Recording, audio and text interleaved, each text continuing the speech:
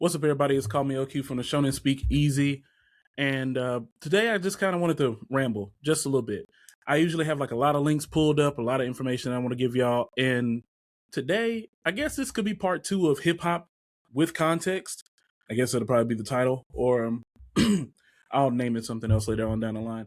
But in today's episode, I kind of wanted to talk about a few things that have and haven't happened discussion wise. For one, yes, I know I never posted the fall off review, and that's because the schedule that we currently have is just kind of hard. Um, I want everyone to be involved, not just a couple people, and that's what makes it a little bit more difficult in order to get that to happen. It will. I don't want to just do a full breakdown and review by myself, even though I do go track by track and all that good stuff. Anyway, moving on until a couple seconds later because I'm still going to talk about J. Cole. The first thing I wanted to talk about that is not J. Cole related is the Kanye West Bully album dropped. And, for the most part, reviews are in on the album. And I can say without a doubt, I don't care. And I think that's probably one of the biggest issues that I have with just this album in general and the rollout. There's so much that happened in the past few years, in between this album and Kanye's last solo work. It's not even, it's not the fact that he's just a pretty bad person. I mean, there's some things he's done that are subjectively bad. Objectively, I don't care. But overall, this is the album that people are once again bragging about production, but once again, as far as lyrical capabilities go, no one is impressed. Most people are disappointed. And I know that there's a great amount of people that are going to be like, well, we're not really looking for high level bars from Kanye, which is a lie. If you are one of those people, you have come on to this fandom of Kanye West very late, and you were there for the persona, the personality, but you aren't really there for the depth that is usually cultivated in the Kanye West record. That's fine. Not my problem. The thing is, with so much going on surrounding a person, I hate when people say they got to separate the art from the artist. And yes, like I said, it's probably rambling. I hate when that happens because now you have to take everything that is a part of the depth in the world that is built in the curation of this music for granted. People talk about their everyday lives in their music. People write about things that they have experienced. And though some of the hyperbolic approach to it may be part of a persona, the experiences and the messages and the ideas behind it are real life. So I cannot, in good faith, go into a Kanye West album and not be at least a little bit worried that the things that he has said online, the things that he has said in New York Times or in magazines or at concerts doesn't bleed into this.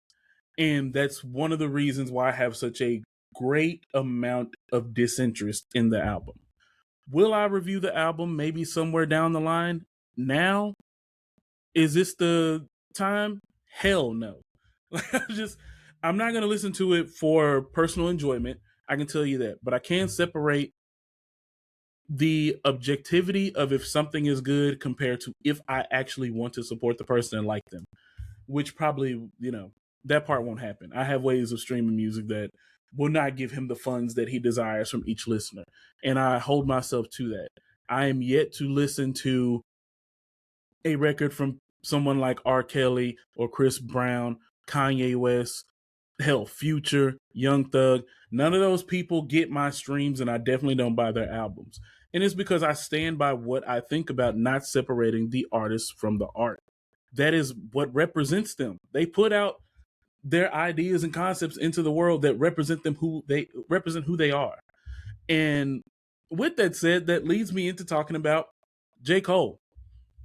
So I made a statement that made a lot of people. And you know what the crazy part is? I just don't really care about it. So in his, I believe it said the 7 p.m. in Brooklyn interview. I haven't had time to watch all of them, but I'm trying not to get them confused either. So in this interview, a lot of people are going crazy because he said he simply just doesn't think he's the best. And he was saying, like, like kind of like in basketball, there's any night where he can give you 80. And of course, he wants to put his best foot forward on records, but he can't actually believe that in good conscience, knowing that there's a rapper like Lupe Fiasco that exists, that Black Thought exists, that Kendrick exists. So it's part of the persona to say, part of the persona to have this vibrato and this braggadocious attitude about being the best rapper. But in reality, when he's at home, with his family, he doesn't believe he's the best rapper. He knows that there is better out there.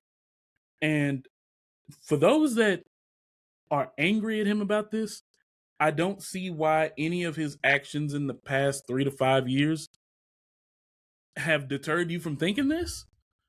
I know that everyone's going to be like, but the lyrics, the raps, it's like, but look at how he moves as a person. And you can't tell me this this ultra humble, non-gratifying, even sometimes self-deprecating persona and attitude didn't give you pause that he would actually say something like this. Like, this shouldn't be a shock to anyone. And the reason why I'm not upset about it is because deep down, a lot of these rappers, artists in general, I'm not even going to limit this to rappers.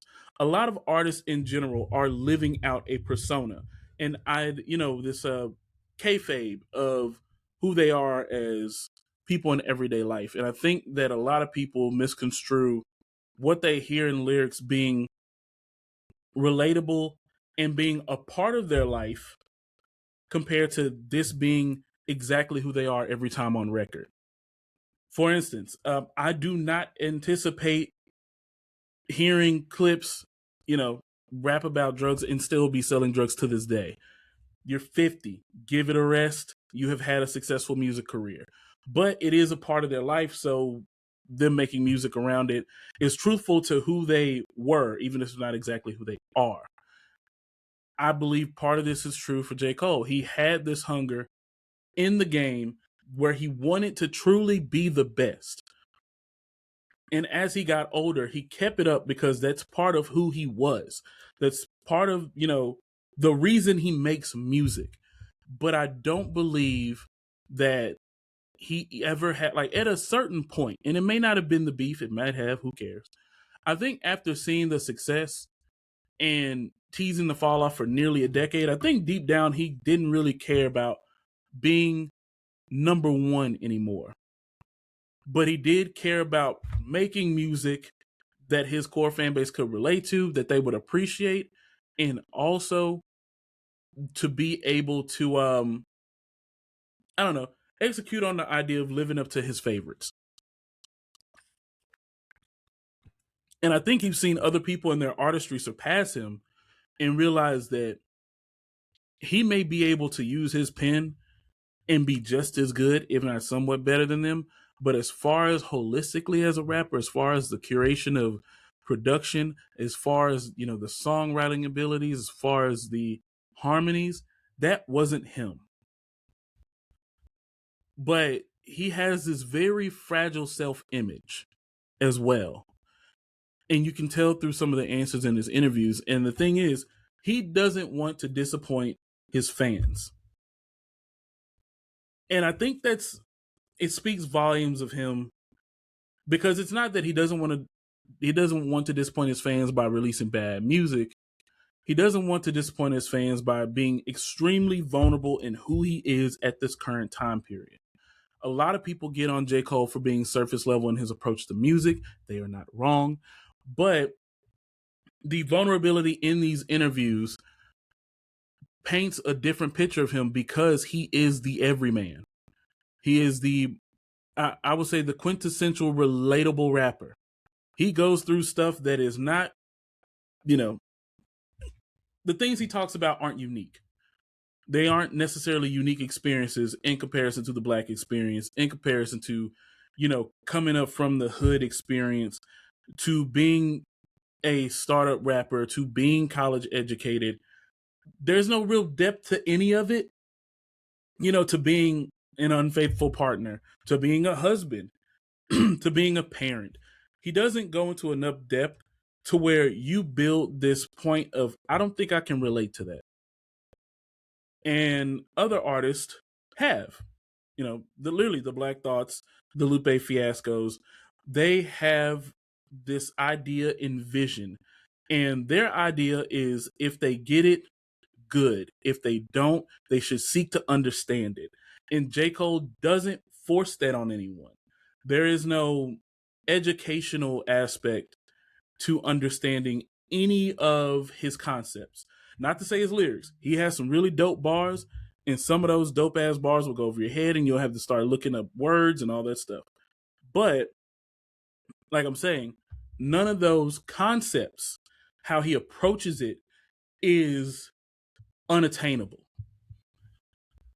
So I think there's just like this really weird divide in being extremely vulnerable, to an extent that he hasn't really done the work within himself to put it out in music. And not saying that he isn't healed or whatever you want to say, or he doesn't have these actual feelings that he brings out in an interview. But I do think there is this block. And I believe it's one of those things that, one, he doesn't owe it to a single fan to talk about every aspect of his life. But two, I don't really think he knows how. And you can point at songs from his most current album and just be like, yeah, but he did it in such and such, and he did it in such and such. To be honest, you don't really walk away from this album knowing J. Cole more intimately than you have beforehand. You may have a greater respect for his pen. He really screwed up in that conversation for Poor Things, because you're like, oh, this is what it sounds like when he has animosity for somebody. This is what it sounds like when he's addressing a real hater or a loser. Now tell us who that guy is. Why did it get to this point? And he was like, oh, it's about a whole bunch of people. Well, that takes impact out of it. That takes away the relatability that we had in the song when speaking about it outside of the song. Because a lot of people in everyday life feel like they have a hater, feel like they have some loser that's always looking down on them. So whenever you do get to a point to say, I can build this bridge that connects us through my artistry, you usually take the time to do that. And there's people that are so vulnerable in their music. Drake, I know you don't want to hear it. Kendrick, and Lupe Fiasco. Like I said earlier, Black Thought as well. Even people such as Nas, Erykah Badu, hell, the Fugees. Like, there's this level of vulnerability in the music that already lets you know who they are, and sometimes it may be harder to relate because that situation may be so specific to them, but it lets you know everything you want and need to know about that artist. So when you do relate, or when you don't have the most clear, connection to them, you get to build that connection through getting to know them instead of just having common interests. It's kind of like the difference between sharing your favorite show or your favorite color with someone compared to sharing your upbringing and like what kind of household you lived in. They may not be able to relate to the experience of you having a one-parent household, but they have a better understanding of who you are and why you are the way you are, rather than if you just told them that you love One Piece and they love One Piece too. So that's kind of the thing on that. There's some other aspects of the interviews that I'll go more in depth on and pull clips from it. But once again, hip hop in context. I'm doing my best to keep this kind of light and moving forward. And, not spend too much time on one topic. Anyway, next thing I want to talk about was good old Nick Cannon riding around with Amber Rose. And it just... nigga's stupid. Like, I just don't know what else to say. So, during this ride, Nick Cannon talks about how he shared some conservative views with Amber Rose. And it's like, okay, yeah, that's not surprised. These people have money. And as I tell a lot of my friends and family, as Black people get older, not just all people, but in general, Black people from my family, my friend experience, the older that they get, the more conservative that they get. And that happens with people all the time because as the world changes around you, you have to adjust. You have to grow. You have to continue to learn. And there's a point in people's lives where they stop because they feel like they've done enough. They feel like it's a high, it's stressful to always have to learn. It is hard to learn how to accept things that you may have not accepted in the past. So it makes sense. But this is just another one of those conversations where it definitely is that. You get older, you get in a different tax bracket, and you start to say some wild shit. Or you just start saying some really conservative stuff. It don't matter. So, on top of saying I also share some conservative views, he went into something that, hell, should I even pull this up? Maybe I should. Let's see if it's in here. There we go. You know what? Screw it. I'll share it. Why should I say it when he can say it for me? Shout out to Ronald Martin. Not probably my favorite person in the world, but he has some pretty solid content. And here's the video. Part of the Republican Party. That's right. Former Democrat, former liberal. Yeah. I was a liberal Democrat my whole life. Is that because the bag has got so intense and so heavy that you had a whole nother, you up there with the elite now? Or? Not even close. Not even close. Democrats don't care about Black people. Okay, and they don't care about people. They don't care about people of color. And the Republicans do, and that's the misconception.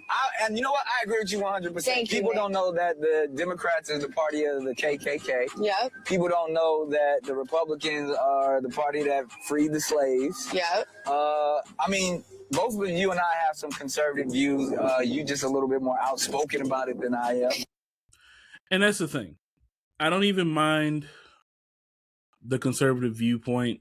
Because overall, like I said, the older they get, the more conservative they get. But the level of reasoning using, almost 200-year-old talking points in order to reduce this gap between Black people and the conservative party, while one, not understanding the current political climate, mainly because of money. And also, on the other hand, using that as your leverage because you don't actually feel the need to do any further education and understand why you're in that instance or why you feel that way is exactly why you shouldn't be listening to celebrities about their political takes in the first place. And that's regardless of if you feel,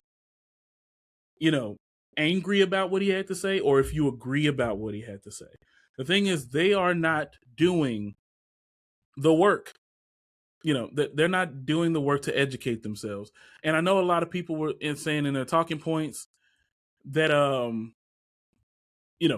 what can I say? They were saying to the point that these people who are in support of them, it's like, yeah, well, they're doing well for them. They did well for us back then.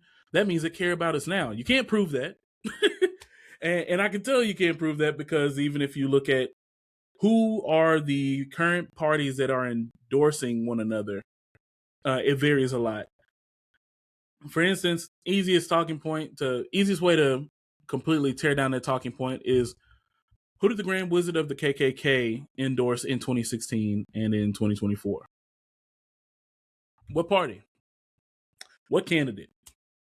And after you take that into consideration, it's a lock. It's, that they don't care. That the KKK is no longer in the Democratic Party. And I get it. Both sides suck. Everything's bad. You can have that discourse amongst yourself. And you can have that discourse with people that also don't educate themselves on anything politics. You can say that both aren't doing exactly what they need to do, but what you shouldn't do is completely lie to people, especially when you have a platform. And I think that a big part of my issue with their takes is they don't back it up with shit. Like, no one has any point of, yeah, Democrats suck for black people, don't care about black people. Here's why, conservatives / Republicans do. You haven't made that point. That point is never baked into any part of the conversation. And once again, like I said, I've been consuming a lot of this content. There's some parts of it I haven't finished. There's some parts I have. That conversation goes nowhere. Other than the fact that, Nick Cannon says that he doesn't really care about either party, which usually means you're a lot more close to being conservative than anything else. But I won't even go on that too much either. The thing that makes this topic so interesting coming from them two is Amber Rose wasn't embraced the way she wanted to be embraced, so she became conservative. That is a real talking point. That is a real reasoning. It is researchable. And that's why she made that move. And, Nick Cannon asking, well, did the bag get so heavy that you went to that side? I guarantee you it probably did. Because most of the things that she has put her efforts into in her professional career completely oppose what the current administration stands for. They say, yeah, he's doing everything he's supposed to. What?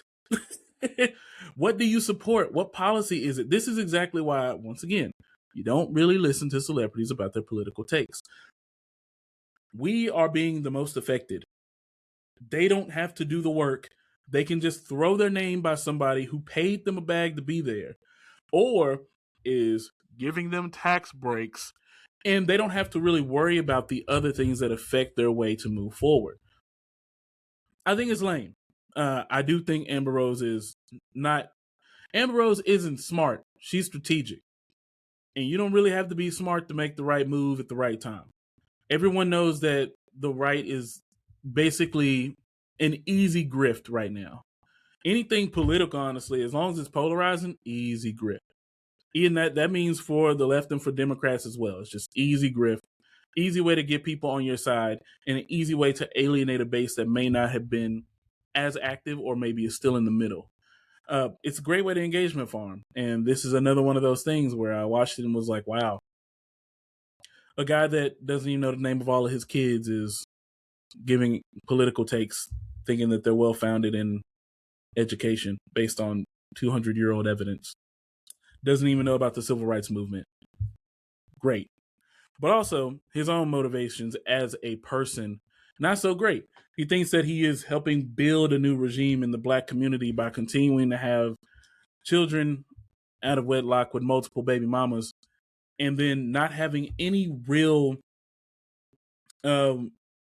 infrastructure around them and not spending any time with any of the children.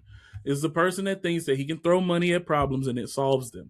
And it also lets you know how his politics work, because he definitely wants Trump to just allow them to have money and it will solve all the problems. But the thing is, the people that are below him, the people that he doesn't have a strong connection to, are being affected in a negative way. So whenever they hear that backlash, or whenever they hear these people get criticized for having these dumbass takes, they never take the time to do the work, to do the knowledge, or understand someone else's position that isn't inherently theirs. We already know why they make the decisions they make. It doesn't take much effort, but they never understand why the everyday person is a lot less enthused about the current state of the world. Anyway, like I said, the guy ain't even really hip hop. His raps suck. Amber Rose is a pretty terrible person, and I don't understand why 21 Savage was with her in the first place. Even though she got him to drink water, it's fucking wild. Next topic, before I forget it, because I damn near forgot it as we spoke.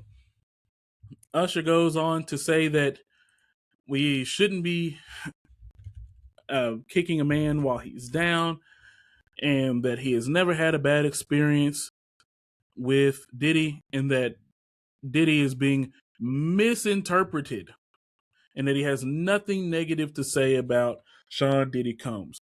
And all I can say is sometimes you should just keep your fucking mouth shut. You saw on video this man violently abuse a woman. You heard all of these stories of him also extending this out to this basically this pain, vitriol, hate, control out to other people. You see the footage in court, and the only thing you have after that is, well, it didn't happen to me, so I think he's good. Shut up. There's nothing more dismissive or more painful than having your experience be seen, be heard, and then someone comes behind you and just like, well, they were nice to me. Okay, what does that do for anyone else? How is that misrepresenting who this person is? A person that has completely screwed artists out of their contracts, a person who has been violent towards more than just women, but also men. The dude blew up Kid Cudi's car. His security team hung Wale over a hotel balcony for writing music with Cassie. Just because you don't get to see all of the violent, abusive behavior for yourself doesn't mean jump on the far end to go defend them. It apparently means that you may have not noticed something about someone's character because they hid it from you. Why is it so hard to understand? Why is it so hard to see? Well, especially when it's plainly in your face. There is no amount of defense you can build for someone that puts their hands on women. Someone that was running away from him. They weren't engaged in a fight. He actually went out his way to beat and abuse this woman, also dragged her by her hair, and you're just like, my experience is pretty good. I actually don't think it's that bad. I know the internet likes to cancel people. It's Usher. It won't happen. But it does show this blatant disregard for women, particularly black women, and their stories and how they feel. And it's very awkward, weird, and once again, dismissive to know that you have a primary women fan base, especially primarily black women, that you go into an interview and this man that is seen as an abuser gets, is in jail, and you say, I think you may have been misrepresented a little bit. No, that's a part of your character. You've been in an abusive relationship with this woman for years. Maybe you are the person that's misrepresenting him. But it's the amount of arrogance that warps that reality to him. It's the amount of neglect that warps that reality from him. And maybe it's his own personal abuse with Diddy, where he now has Stockholm syndrome. And he's just like, well, it wasn't that bad. Look at where I am now. Well, look at where Cassie is now. Look at where all the other artists signed to Bad Boy are right now. Look at where Biggie is. Not saying that the murder is entirely is entirely Diddy's fault, but I'm just saying the people that surround Diddy usually don't have it go that well. And if they do find success, it doesn't last without Diddy's hand in their career. Control, abuse, manipulation. Maybe just shut the fuck up and let these people share their experiences that have actually been at the hands of him and have given you visual proof that he is not the man that he showed you. You see, Tyler, the Creator, didn't come out and say that Diddy was cool. Thank God. That would have been embarrassing. But some people just know the way, they know the time period to just kind of keep it under wraps. Keep it to yourself. It wasn't the time, and it was a completely unnecessary comment. And yes, we know people have freedom to speak and do what they want. But not only is this in poor taste for your own fan base, but it's also just a bad look for you, man. You've seen the evidence.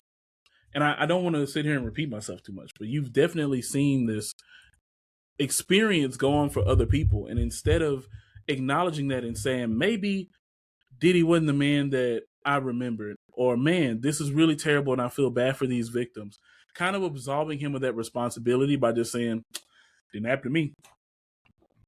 And kind of leaving it at that is just in poor taste. I was going to go over the whole Chili from TLC being found out to have been conservative and donating to Trump and following Trump on social media. But it's kind of like the Nick Cannon point all over again. Why do we give a shit? I mean, we care because we don't want to put money in their pocket, but also we know that they aren't doing the work. This woman followed a fake account posting that Michelle Obama registered as a man to vote in Illinois. Yeah, I'm not saying anything else. I'm not adding to that. There's nothing else. So I just don't understand why we put so much stock in that. And I understand where people come from, where they want people with influence and platforms to make the right decision. But I got to admit, the people that are listening to celebrities for their political decisions are also not doing the work where they are making the most intelligent or the most informed decision in the first place. You probably could convince them just as quickly as Chili is, especially when Chili is not even all that popular anymore. So just reach out to these people. Talk to them. Talk to your friends and family. If you have knowledge that you want to bestow upon them, don't just tell them, give them the sources, because they need to be educating themselves as well. The average reading level in the United States is 6th grade. Help. God damn it, help. But anyway, that's all that I got time for today. We will be back with another episode at some point soon. Take care of yourself and each other. Love yourself and love those that love you the most. Call me LQ. Shonen Speakeasy. We out.